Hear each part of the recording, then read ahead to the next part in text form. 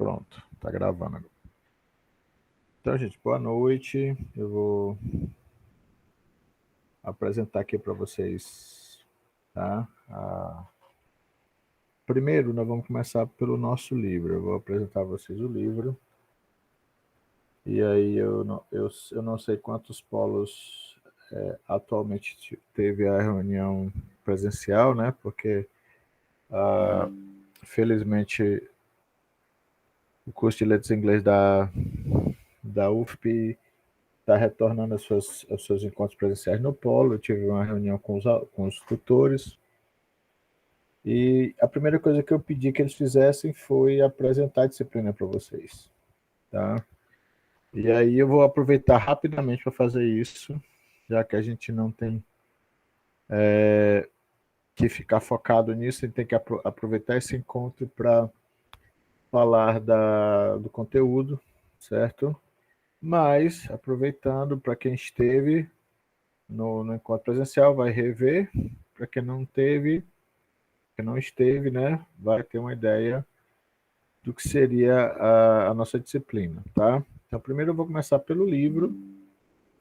Eu optei por esse livro, ele tem uma versão em inglês e eu preferia nessa oportunidade trabalhar com essa versão em português, que é o perfil da literatura americana, que é da Catherine van Sperrinken, tá?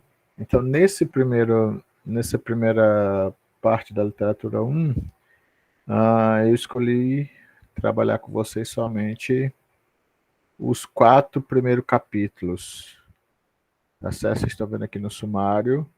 Então, eu tenho o que é que vai ser tratado nessa nossa disciplina, nosso curso.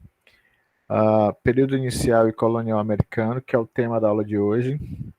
Origem democrática, escritores revolucionários, que é o tema da próxima aula da segunda, tá? O período romântico, aí o período romântico, ele vai ser dividido em dois encontros, em duas perspectivas. Quais são elas? Nós vamos falar dos ensaístas e poetas, quer dizer, nós vamos falar de um tipo de prosa que é o ensaio, tá? Que é uma escrita narrativa dissertativa, mais livre, certo? E poesia. E por último a gente fecha com o romantismo, falando que de ficção.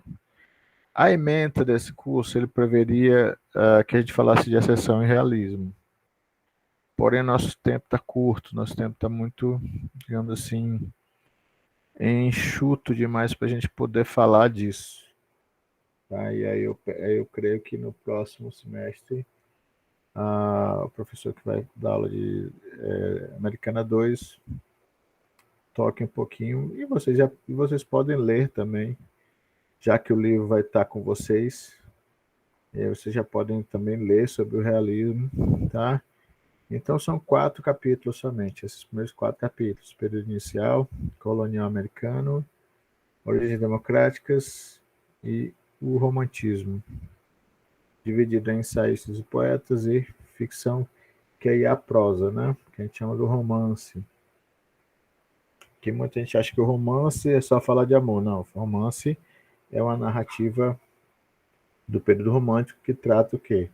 Da prosa. A gente vai falar de prosa, tá bom? Como eu falei para vocês, o curso está um pouco diminuído, o tempo está curto, o tempo está diminuto. Então a gente vai ter o quê? Essa disciplina ela vai ter somente um fórum, tá? E 2 atividades escritas.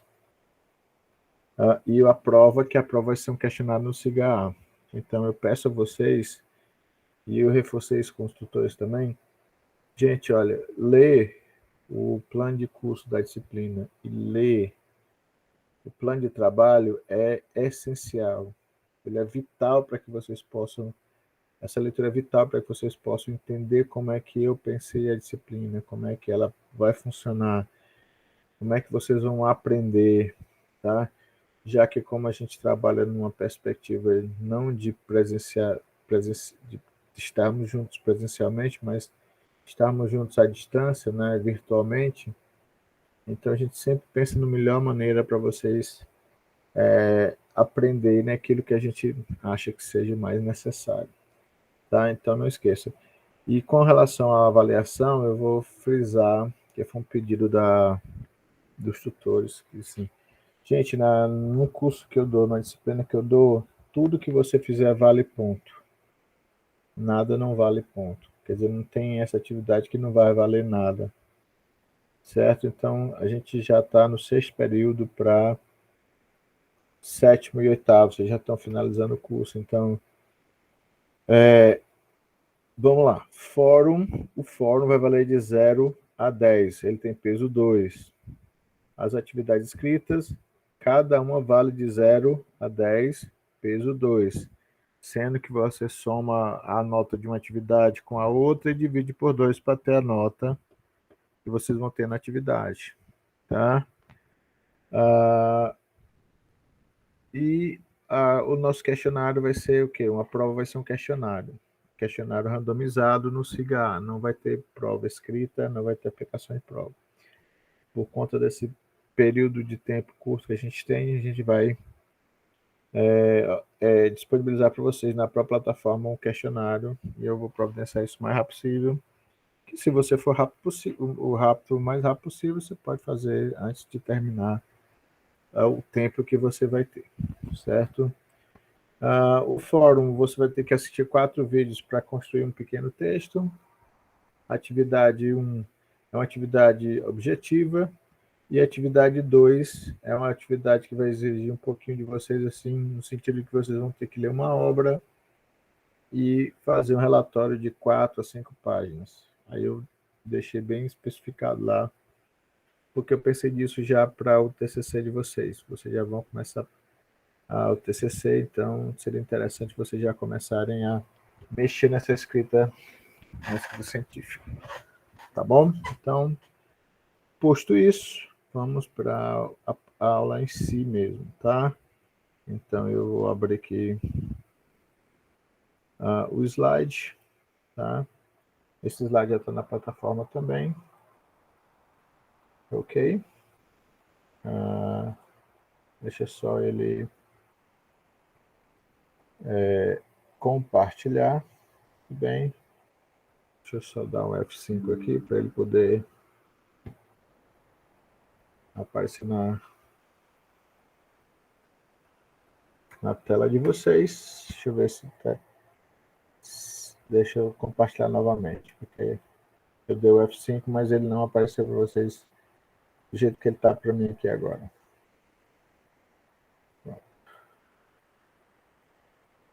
Tá, então, muito bem. O slide está errado. Desculpa. Acabei abrindo o slide errado. Acontece, tá, gente? Deixa eu ver aqui. A parte 1.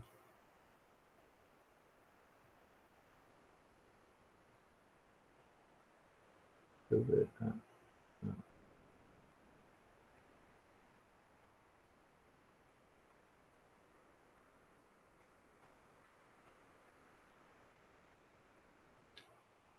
Deixa eu ver bem aqui.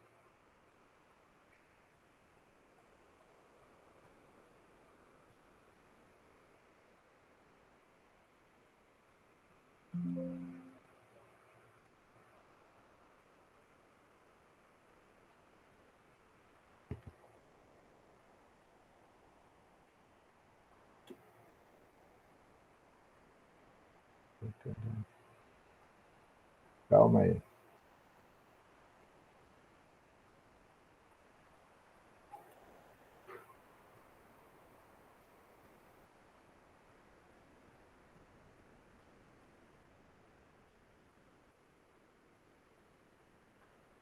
Enfim, tem um errozinho, mas a gente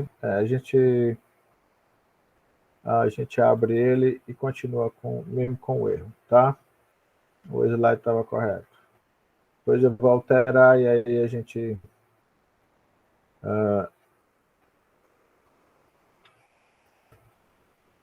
isso acontece. Beleza.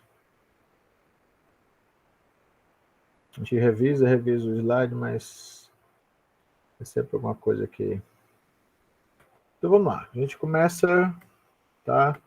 com a unidade 1, que eu falei para vocês que seria o período inicial e a literatura inicial, tá?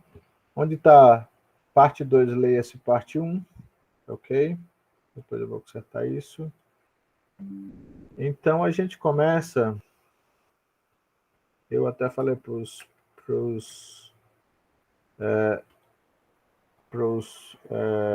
tutores que eu preferi ter um slide mais descritivo do que somente tópicos. E aí eu me dei o trabalho de escrever algumas coisas, tá? Até para ajudar vocês. Então, nessa introdução, a gente traz o que seria literatura, tá? A literatura é uma expressão artística, a gente tem que partir desse pressuposto, que a gente está trabalhando com um artefato, com um produto que é resultado da arte, certo? E essa arte, ela vem do quê? De uma cultura, e ela pode existir de duas formas. Muita gente, quando a gente fala de literatura, pensa somente em literatura escrita. Sim, é uma parte da literatura. Mas eu também tenho o quê? Literaturas orais. Tá certo? Então, são literaturas que existem somente na contação de histórias. São literaturas que são passadas de geração para geração, por exemplo, vamos dizer, de pai para filho, de filho para neto e assim sucessivamente. Tá? Já as literaturas escritas, como é óbvio, elas estão cristalizadas, elas estão marcadas no papel, ou hoje em dia pode ser no blog, pode ser em vários meios. Antigamente a literatura só existia como forma escrita no papel, mas, aliás, ela começou também um pouquinho antes, podia ter em tábuas de argila, podia ter em placas de pedra e por aí vai, mas depois passou para o papel, e aí por muito tempo perdurou que ficaria no papel, mas hoje em dia você tem literatura em vários meios escritos, tá? Então, nessa primeira parte, dou essa distinção entre literatura oral e escrita. Aí, na segunda parte da introdução, eu já vou falar o quê? Que a sociedade estadunidense, ela surge a partir da colonização. Então, a gente vai tratar um pouquinho da história, porque literatura sem contexto histórico assim, fica difícil de entender, tá? Muita gente acha que literatura só é um texto escrito e só é palavras jogadas, colocadas ou num texto falado, num texto escrito, e que a história que está por trás desse texto não tem nada a ver com esse texto, mas tem tudo a ver. Então a gente precisa entender que os primeiros habitantes dos Estados Unidos foram os nativos, que chama de nativos americanos, os povos originários, que erroneamente Colombo, quando chegou aqui, chamou de índios, que hoje em dia a gente chama o quê? Aqui no Brasil a gente chama de indígenas ou povos originários, e que nos Estados Unidos eles chamam de Native Americans, são os nativos americanos, tá? Depois dele veio a colonização, porque vem o que o europeu convencionou chamar de um descobrimento, mas na verdade foi o que ele já sabia que existiu esse continente, já sabia que existiam essas terras, porque um dos primeiros, digamos assim, povos a visitar. Há relatos que a Espanha teve aqui antes da Inglaterra, nos Estados Unidos, que os vikings tiveram nos Estados Unidos antes da Inglaterra. Então, esse continente, essas terras já eram conhecidas, que a existência delas. Então, essa teoria do descobrimento, ela é uma teoria que perdurou muito tempo, mas que foi depois demonstrado que não se descobriu nada. Na verdade, veio se conquistar e colonizar essas terras que eles já sabiam que existiam. Então, essa sociedade estadunidense, ela tem esse caráter de ser uma sociedade que foi formada junto com várias culturas. Então, é por isso que eu digo, que eu falo bem aí, né? Ela é fruto de um povoamento de colonização.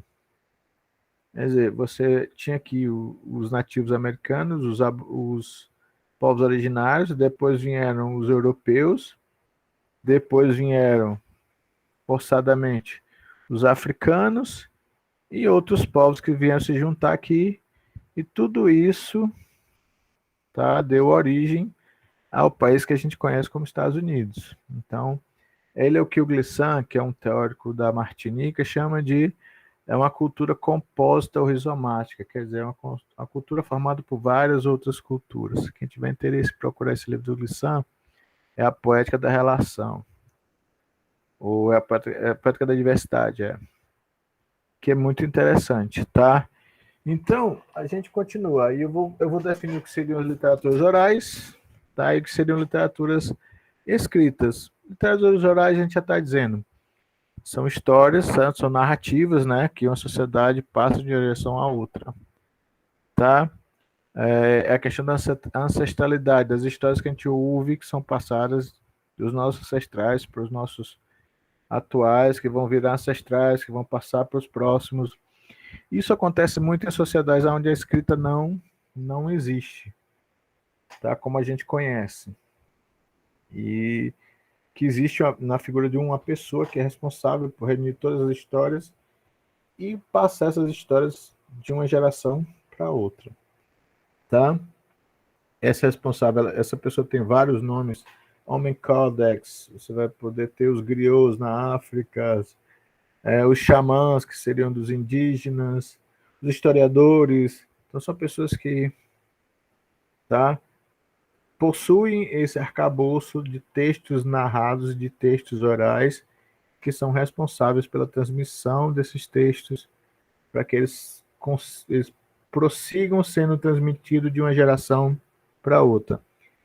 E aí eu me atrevo a dizer que não é uma literatura oral, já que, como são diversos povos, diversas culturas, diversas maneiras de ver o mundo, eu tenho, na verdade, a palavra no plural, seriam literaturas. Tá? Por isso que eu uso o termo literaturas orais. No segundo ponto, eu vou explicar o que seriam literaturas escritas. Eu digo, são basicamente as narrativas ou literaturas orais que se cristalizam na forma escrita. Esse é um termo do Legoff, do Jacques Legoff, um livro que chama História e Memória, onde ele fala que realmente há essa modernização, essa passagem da história que era contada até chegar. Muito do que foi literatura inglesa ou depois literatura estadunidense se iniciou nas histórias que eram contadas e que depois alguém ouviu e resolveu escrevê-las e cristianizá-las ou mudá-las, fazer com que elas tenham outros aspectos, mas que no seu centro, no seu coração, que a gente chama, mantém uma estrutura que já existia, que era uma história contada e que depois virou um livro, né? Tá certo? E aí eu digo, o ponto de chegada para as nossas afirmativas, quer dizer, onde é que eu quero chegar com isso? É que a literatura norte-americana, ela existe em ambos os aspectos, ela tem duas facetas, ela é oral, tem as literaturas orais e as literaturas, tá, escritas, é aí que eu quero chegar, certo? Então é isso que eu vou perguntar no próximo slide, tá? Eu desejo que nós tenhamos uma visão mais ampla do que simplesmente aquela visão que eu coloquei até menos tacanha, né? Quer dizer, menos limitada, menos bitolada, menos preconceituosa do que pode ou não pode ser literatura. E aí eu trago, né, a divisão do curso, tá? Certo? E passamos então para a primeira parte. Nós vamos ver hoje isso aqui, período inicial e colonial americano e origens democráticas.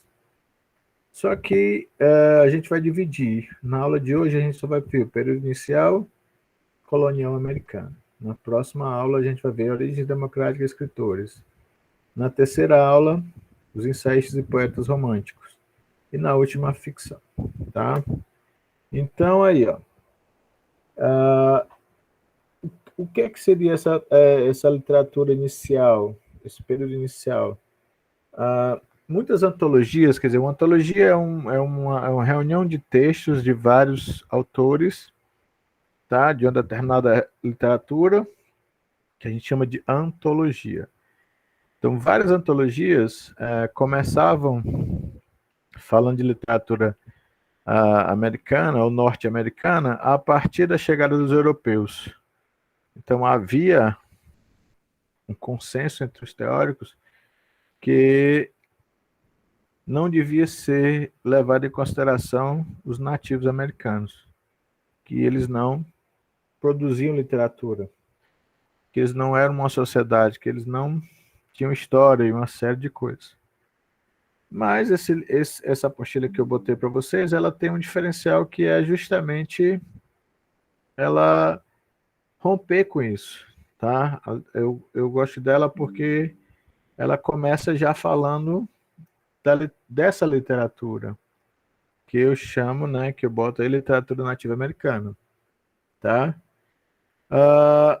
Então, é partindo dessa afirmação que eu trago uma citação da apostila de vocês, que ela diz assim: a literatura americana se inicia com a transmissão oral dos mitos, lendas, histórias e letras, porque há muitas canções entre os indígenas, entre os nativos americanos dos Estados Unidos, tá? Não havia literatura escrita, mas você tinha 500 diferentes línguas, 500 diferentes nações, 500 diferentes culturas, certo? Quer dizer, você tinha 500 sociedades diferentes, onde você tinha uma heterogeneia cultural muito grande, certo? Então, como resultado, essa literatura ela é bem diversificada, tá? Ela não é uma literatura que você vai poder achar um consenso.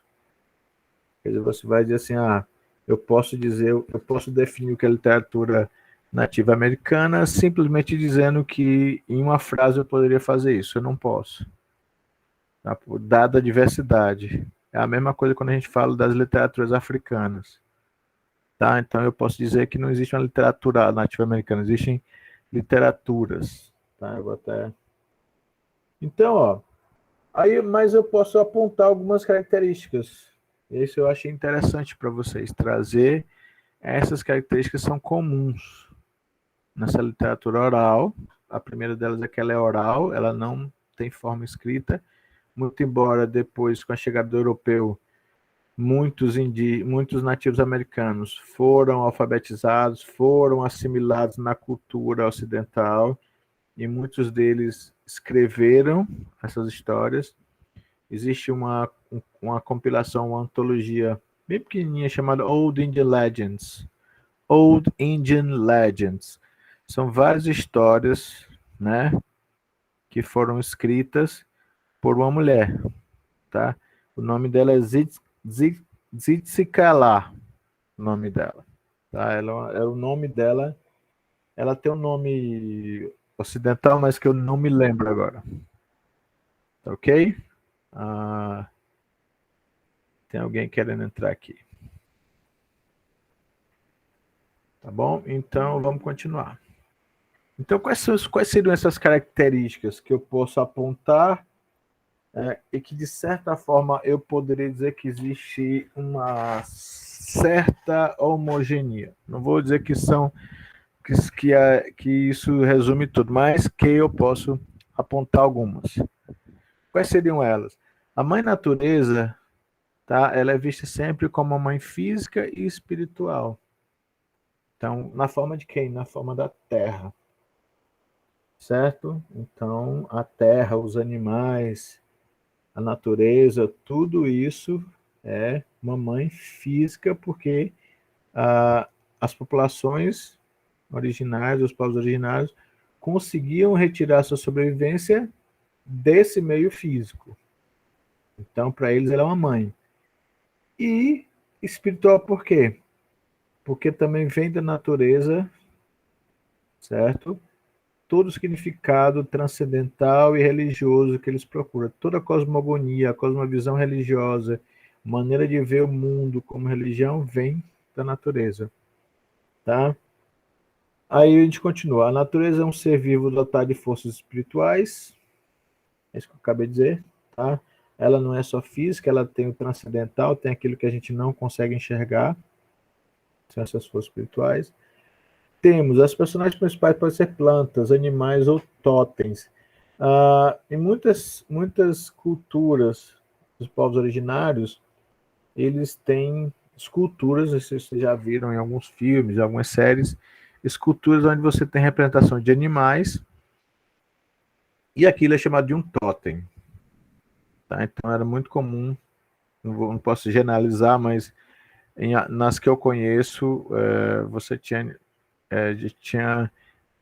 uma ligação com um determinado animal. Quem já assistiu um filme que passou até na Disney há muito tempo, que era Irmão Urso, você vai ver que em cada uma naquela cultura, cada um tinha seu animal no totem do seu animal.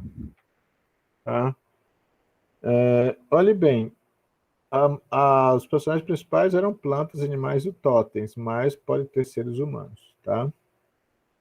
Aí ele continua: o sagrado indígena ou cosmogonia transcendental permeia toda a vida. É uma outra diferença dessas sociedades. Na nossa sociedade judaico-cristã, ou em outras sociedades, onde, por exemplo, a islamita, qualquer outra, não, islamita, judaico-cristã, cristã, o que acontece? Há uma separação, certo, do que é sagrado, do que é divino e do que é mundano, secular. Para essas pessoas não existe essa separação.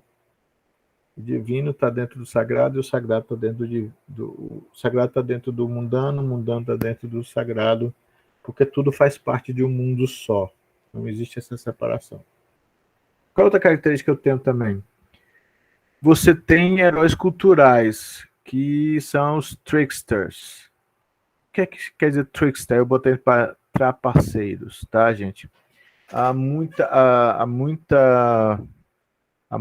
muitas histórias indígenas, essa do Old Indian Legends, por exemplo, da Zitsala, ela acontece numa forma de histórias onde eu tenho os trapaceiros que sempre permeiam essas histórias, tá? Esses tricksters, que são os trapaceiros, podem ser animais ou seres humanos. E aqui tem uma diferença. Geralmente, quando você fala das fábulas de Êxopo, né? Quem já ouviu falar do Êxopo aí? Algum de vocês já levanta a mão, fala no chat aí quem já ouviu falar do Êxopo, o das fábulas do Êxopo. E me dá uma ideia, ou me dá um exemplo dessas fábulas. Vamos lá? Participar? Eu quero que participe no chat aí. Vamos lá? Quem é que já ouviu falar do Êxopo? E das suas fábulas? E se alguém pode me dar um exemplo de uma fábula dele? Estou esperando. Então, diferentemente dessas fábulas, que são fábulas, geralmente você tem animais também, que são personagens, e que esses personagens têm uma moral na história, que realmente é a moral da história nas histórias que você tem dos nativos americanos, não existe essa dualidade bem ou mal ou bem, tá? Isso é muito mais assim, digamos, fluido, certo? Eu coloco por quê? Por quê? Porque a visão de mundo deles é diferente da nossa. Como eu disse, o sagrado está dentro do secular e o secular está dentro do sagrado. Então você não vai ter aquela história aonde possivelmente você vai ter aquele trickster e ele vai ser sempre bonzinho? Não, ele pode ser, dependendo da situação, ele pode ser bonzinho ou ele pode ser mal. Então depende muito do que você está querendo contar com aquela história. Então, os animais mais comuns são o coiote, o coelho, a raposa, são animais que aparecem muito comuns como sendo os tricksters, tá? Já como ser humano, como um ser espiritual, você tem esse cara aí, o Manaboso, tá? Então eles são pessoas que, dependendo da situação, eles podem ser bons ou maus. Isso vai variar muito de acordo com cada sociedade, com cada teor de história, o que eu quero falar, tá? Então, eles podem ser nobres, altruístas, ou podem ser tolos e egoístas. Isso vai ser variável, tá? E por fim, você tem na maioria dessas lá eles chamam de nações, por exemplo, você tem reservas indígenas que são consideradas nações dentro dos Estados Unidos, porque eles têm sua própria polícia, têm suas próprias leis, têm tudo, né, separado dos Estados Unidos, muito embora estejam dentro dos Estados Unidos, tá? Essas sociedades eles tinham uma narrativa que explicava o seu pertencimento. Se para eu pertencer a essa determinada sociedade, eu tinha que conhecer essa narrativa, eu tenho que saber como é que o mundo foi criado, de onde eu vim, como é que eu surgi. Essas são chamadas narrativas do mito de criação.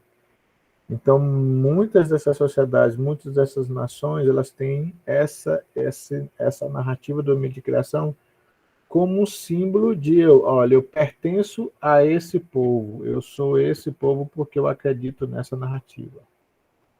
Tá? Por exemplo, nós somos cristãos, a gente pertence a esse mundo, a gente se identifica, tem uma identidade de cristão, por quê? Porque a gente acredita na narrativa da criação do mundo por Deus que está na Bíblia, no Gênesis. Aquele é a nossa narrativa ou o nosso mito de criação. Né? Deus trabalhou, fez o mundo em 6 dias, no sétimo ele descansou, ele disse, faça-se a luz. Então, está tudo ali no Gênesis, aquilo ali é o que nos define como cristãos. E cada sociedade dessas, que, como ela diz aí, são mais de 500, eram mais de 500 ou muito mais, cada uma tinha seu mito de criação. Cada uma contava como é que o mundo foi criado. Tá? E na maioria delas, certo? O que acontece? Uma bem comum é que o mundo era sustentado nas costas por uma tartaruga. Eu acho muito interessante, isso depende muito do lugar que os índios moravam também. Os índios da planície, por exemplo, os Dakotá, os Sioux, eles acreditavam mais que o mundo foi criado quando surgiu o cavalo. E por aí vai.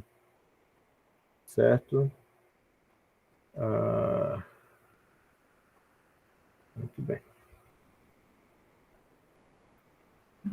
Agora a gente, de certa forma, encerra o nosso falando sobre a questão dos nativos americanos e a gente entra na parte que seria o pré-inicial e colonial. Vamos falar dos Estados Unidos como colônia. Tá? Como a terra que foi invadida e colonizada pelos europeus. Certo? Essa colonização ela começa mais ou menos no século XVI. Então, um dos primeiros locais onde a gente vai falar sobre colonização é justamente em Roanoke, que fica no litoral da Carolina do Norte. O primeiro assentamento vai estar lá. Ele é datado de 1585, e só que essa vila e seus habitantes desapareceram. Nunca se conseguiu saber o que aconteceu com eles, muito embora existia uma comunidade indígena, uma comunidade de povos originários que tinham olhos azuis, eram chamados croatãs, e que existe a lenda de que esses índios são descendentes dessa comunidade, que essa comunidade foi abduzida por indígenas e eles se tornaram parte dessa comunidade chamada os croatãs, tá? Então essa foi a primeira, Roanoke, Carolina do Norte, 1585. A segunda, já essa mais exitosa e conhecidíssima, inclusive quando eu estive lá em 2016 eu quase conheci, eu não fui porque eu não estava com muita vontade de ir, fica na Virgínia, tá? Fica na costa leste dos Estados Unidos, fica pertinho de Washington, e é Jamestown. Tá? Jamestown foi fundada, hoje em dia existe um parque, como se fosse um parque, um Heritage Park, que você vai visitar para ver lá como é que era na época. E ela foi fundada em 1607. Essa foi que realmente conseguiu resistir à fome, à brutalidade, ao mau governo. Mas como é que surgiu isso? Como é que foi feito isso? Por que é que essas pessoas vieram para a América, e mais especificamente para aquela chamada, que eram chamadas 13 colônias? Por que é que eles foram para lá? Bom, gente, é o seguinte, tudo tem um motivo para acontecer, e o motivo deles realmente se tacarem lá da Inglaterra para vir para cá, para a América, para o mundo novo, um lugar que eles não conheciam, cheio de perigos, é o seguinte: a Inglaterra, durante muito tempo, foi católica. Só que quando chega um determinado momento, um rei chamado Eduardo VIII, Edward VIII, ele queria se casar novamente porque ele não conseguia ter filhos. Então, o que é que ele fez? Ele mandou um pedido de divórcio da esposa dele, que era Ana Boleyn, para casar com a amante dele, que me faltou o nome agora. A igreja simplesmente declinou, disse: não, não vai, você não vai separar, não vai ter esse divórcio. E aí o que acontece? Aí ele pega e diz: pois tudo bem, pois eu vou romper com a igreja católica, vou criar minha própria igreja, que é a igreja anglicana, onde eu sou o cabeça, onde eu sou quem manda na igreja, é o rei quem manda na igreja anglicana na Inglaterra, e vou casar com a minha amante, porque eu quero ter filhos com ela, eu quero ter herdeiros. Então ele fez isso, acabou com o domínio católico. Ele também queria as terras, que um dos maiores proprietários de terra da época na Inglaterra era a igreja católica, então ele aproveitou para poder pegar os mosteiros, as terras, tudo que era da igreja e ficar para ele também. Aí ele casou com a amante, se divorciou da outra, casou e mandou matar a mulher, que é a Ana Boleyn. Resumindo isso, então você passa a ser um estado protestante. Até aí tudo bem. Então quando você tem Eduardo VIII e seus descendentes como rei, a Inglaterra é protestante. Só que chega um determinado momento que a Rainha Elizabeth, se eu não me engano, ela falece, e quem toma o posse do trono, quem sobe ao trono, é justamente um Stuart, que é um católico. Então ele, certo, traz o catolicismo de novo e começa a perseguir os protestantes. Aí é que começa, né, a questão da cisma protestante. Você tem Martin Lutero, tem John Calvin, que querem reformular a igreja, querem fazer a igreja ter menos pompa e cerimônia, não ter venda de indulgência, não ter uma série de coisas que acontecia na época, e começa essa perseguição. Então os protestantes começam a ser perseguidos, e dentro desse grupo tinha um chamado que eram Puritans, os puritanos. Eles fogem para a Holanda, não se adaptam na Holanda de maneira alguma, porque primeira língua, uma série de coisas. Então o que eles fazem? Eles chegam ao rei e pedem para o rei uma concessão de terras, ou o que seria o que mais ou menos parecido aqui no Brasil com as capitanias hereditárias, que eles chamam de charter. O rei dá a carta, uma carta que dá a concessão das terras, na parte que hoje seria a costa leste dos Estados Unidos, e eles embarcam, vários protestantes, tá? Embarcam para o Novo Mundo, tá? Tá certo? Embarcam para o Novo Mundo, a Rainha Elizabeth, né? Quem acendeu o trono é o James Stewart, tá? Então, eles embarcam para cá. Dentre esses protestantes, havia vários grupos de protestantes. Eles são chamados de Pilgrims. E eles vêm para o Novo Mundo no Mayflower, que era um navio, e que depois tem um tratado, ou tipo uma constituição, que era o Mayflower Compact. Tá? Dentre eles, haviam 27 puritanos.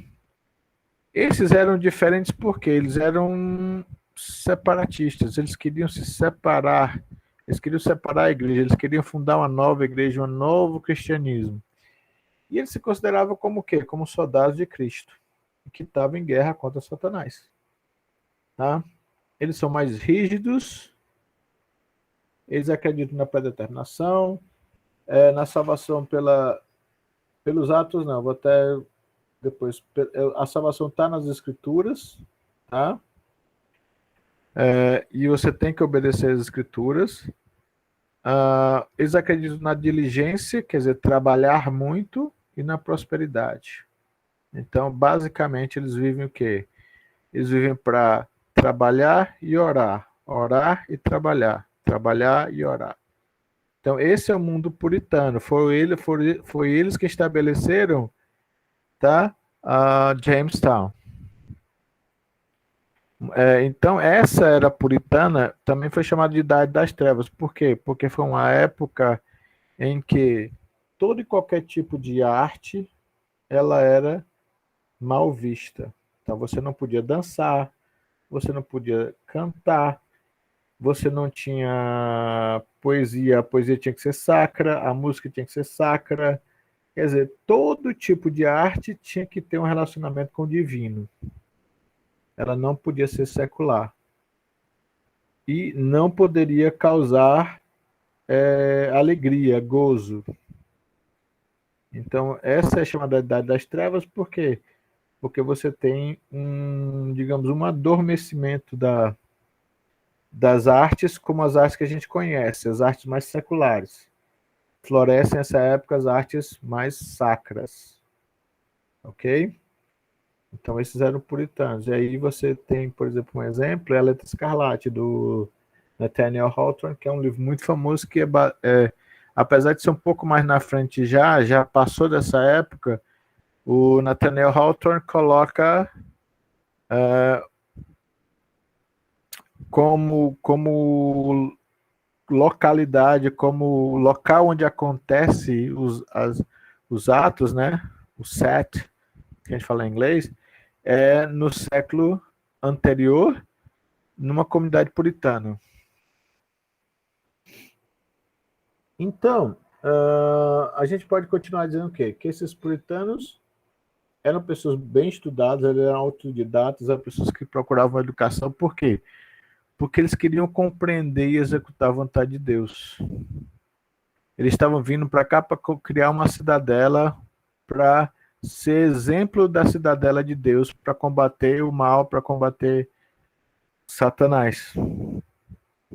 Então eles vinham para cá, eles diziam que eles vinham para ser vitoriosos, para poder estabelecer a cidade de Deus, a cidade dedicada a Deus, aonde o mal não existiria. Então, segundo a nossa autora, a Catherine Vance Parrington, né, está lá no livro dela, a definição puritana de boa leitura era aquela que transmitia plena consciência da importância de se adorar a Deus e os perigos espirituais enfrentados pela alma na Terra. Então, literatura para o puritano tinha que ter essa conotação. Ela tinha que ser uma leitura edificante na visão dele, porque traria sua consciência da importância de Deus no mundo e dos perigos que ele enfrentaria, que é a danação. Tá? Quando eu falei no slide anterior, lembra da pré-determinação? Eles também acreditavam que algumas pessoas nasciam para ser ricas e outras pobres, que deveriam se contentar com isso. Tá? Você não teria aquela questão da mobilidade, porque você já veio pré-determinado por Deus para ser rico ou pobre. Tá? Então a gente pode, partindo disso, estabelecer algumas características. Quais são elas? As obras literárias, tá? A gente está falando de literatura, que eu vou ser mais específico, a gente vai entrar na parte de literatura, que é a escrita. Elas são o quê? As obras literárias puritanas, elas são constituídas muitas vezes em poesia metafísica. O que é poesia metafísica? É uma poesia que vai falar das coisas de Deus, espirituais. Ela não fala das coisas do mundo. Ela não é ligada ao nosso mundo. Ela é ligada ao quê?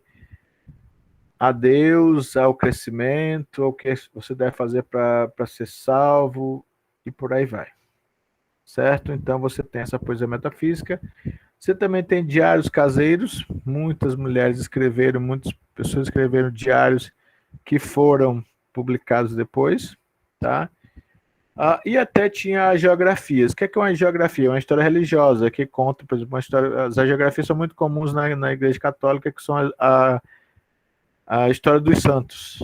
É uma geografia, né? Fala, é uma biografia dos santos, tá? Então eram muito comuns essas histórias religiosas tremendamente pedantes. Por quê? Porque eram muito pernósticas, eram muito assim, digamos, chatas, sem muita animação, porque só falava do que era de bom da pessoa, né? E às vezes a gente gosta também, quando tá lendo uma coisinha, de saber umas coisas ruins, de uns podres, de umas coisas assim. Então, elas eram pedantes porque só focavam, como eu disse, para ser uma boa leitura, ela tinha que transmitir boas informações, tá? Outra característica dessa literatura, dentro da escrita dela, a vida era vista como uma prova. Então, e essa prova é a prova o quê? Da tentação. Você vai ser tentado, você pode cair em danação. Então havia muito disso, dessa questão dessa literatura estar sempre colocando medo nas pessoas, que elas poderiam cair em tentação e poderiam ser condenadas e ir para o inferno.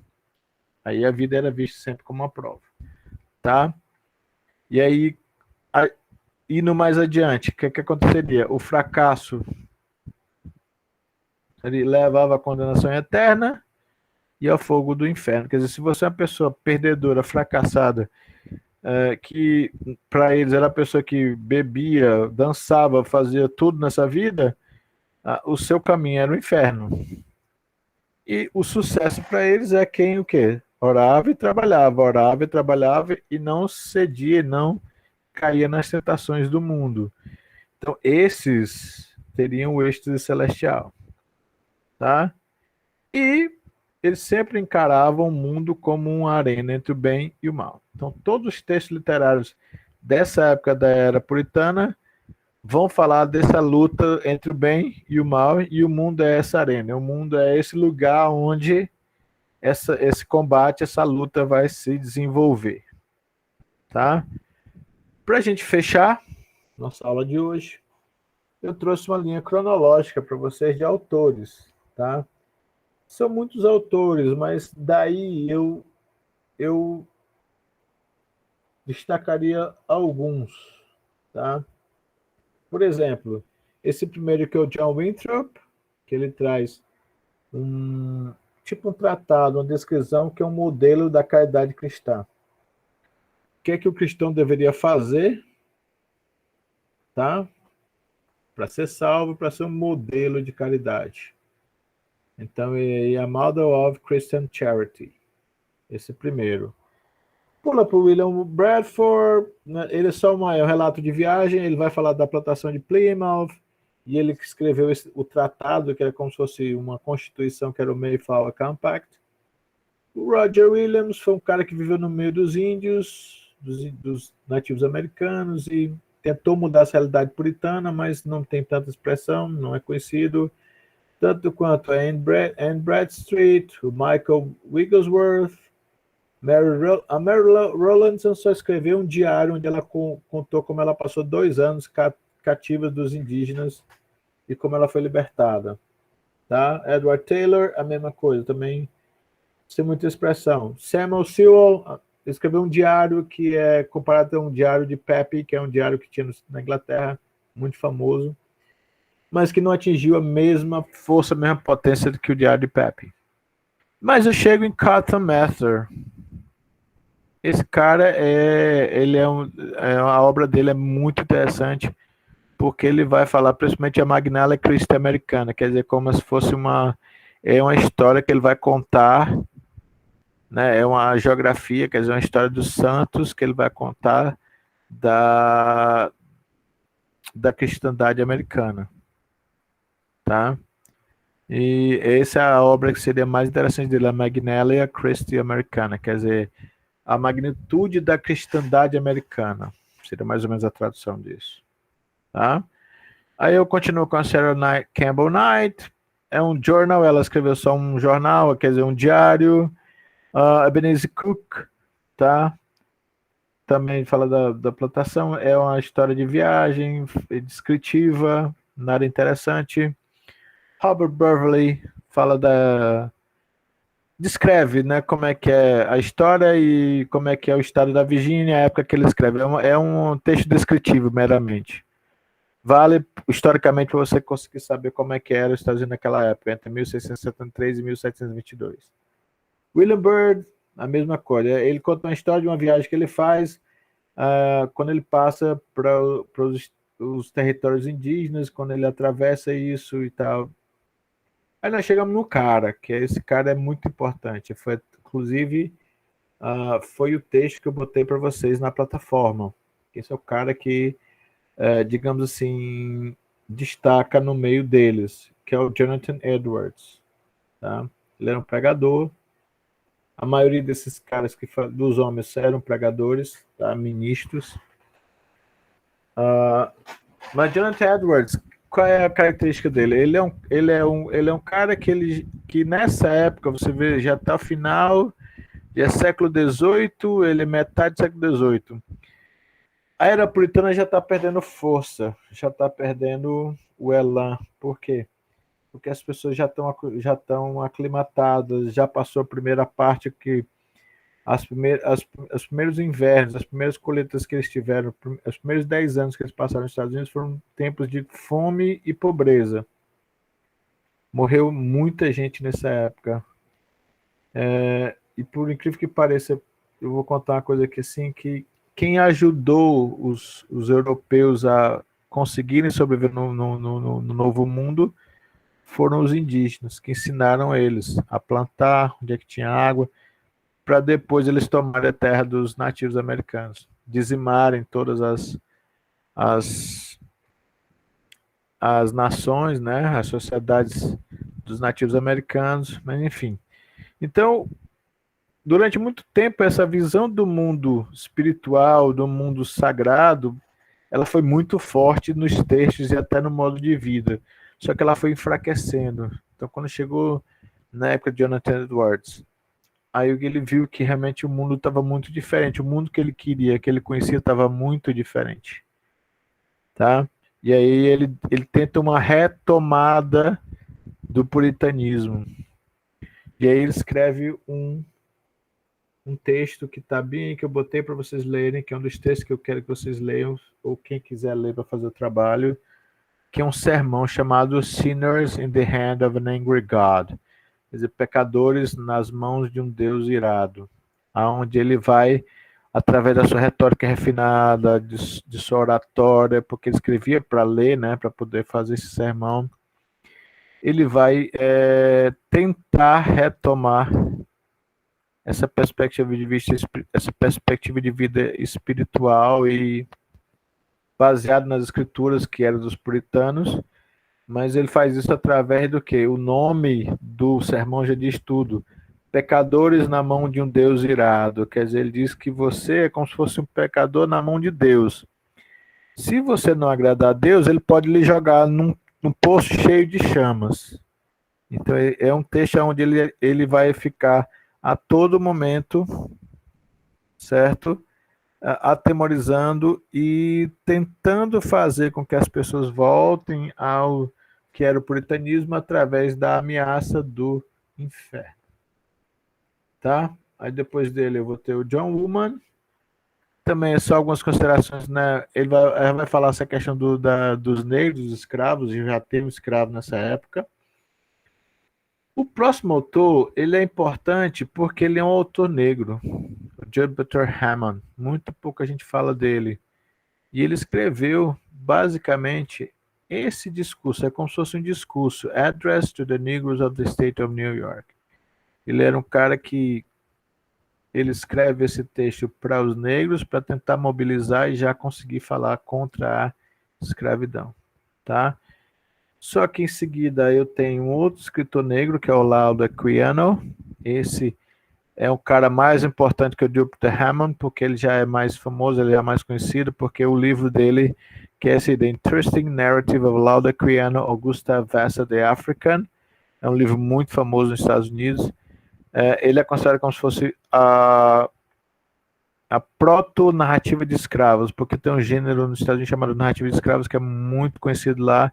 Então é como se essa narrativa dele fosse o protótipo, fosse o modelo E realmente, a maioria das narrativas escravas que foram escritas no século XVIII nos Estados Unidos usaram essa narrativa dele como modelo.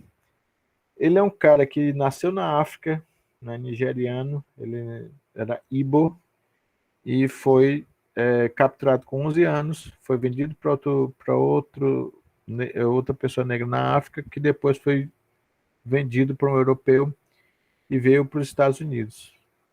Aqui nos Estados Unidos ele morou um tempo, depois foi vendido para um marinheiro, dono do navio, onde ele passou muito tempo da vida dele. Por fim, depois de trabalhar muito tempo esse cara, ele conseguiu a liberdade dele e voltou para a Inglaterra. Quer dizer, foi vendido para esse cara, quer dizer, na verdade ele vai para os Estados Unidos, depois ele é vendido para a Inglaterra. Ele passa um tempo na Inglaterra.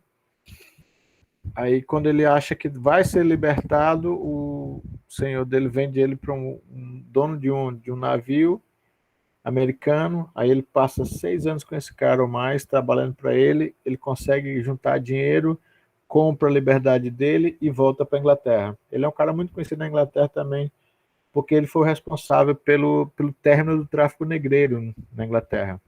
Ele foi um dos caras que, junto com William Wilberforce, conseguiu terminar com o tráfico negreiro na Inglaterra. Então, essa obra dele, The Interesting Narrative of Laudaquiano, é como se fosse o modelo. Todas as histórias depois que vieram de narrativa de escravos usaram esse modelo dele para escrever para o negro, para um escravizado que se liberta, conta a sua história de como se libertou, de como ascendeu socialmente e como era, principalmente para denunciar a escravidão. Tá? Então, e aí, essas são as referências, tá, desses slides. E eu fecho aqui a aula, tá? E abro para perguntas, para questionamentos.